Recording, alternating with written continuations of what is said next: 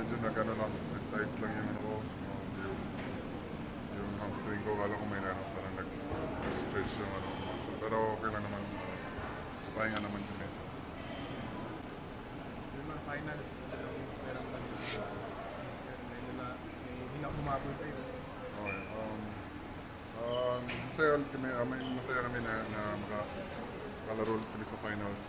Yun yung pinaghahanda namin sa conference na to. So, ayun, pero yun nga, alam naman namin na hindi ganun ka dali kalaban yun, open text. So, kailangan namin gawin kung ano yung dapat namin gawin.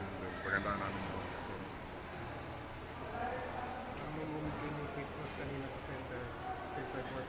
Ano lang nangyari? Ano sabi mo din sa inyo?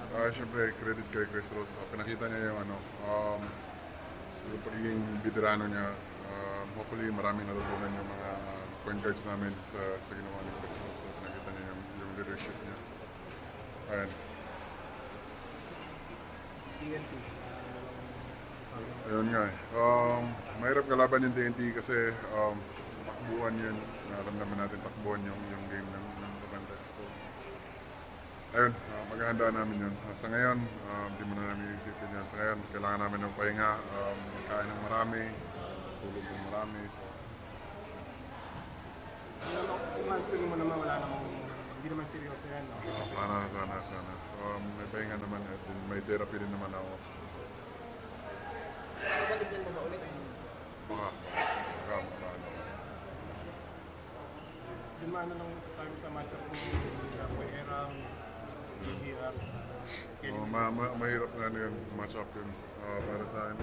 Pero ano naman yun eh, 5-on-5 naman yun, so may mga teammates din naman ako. So, ayun.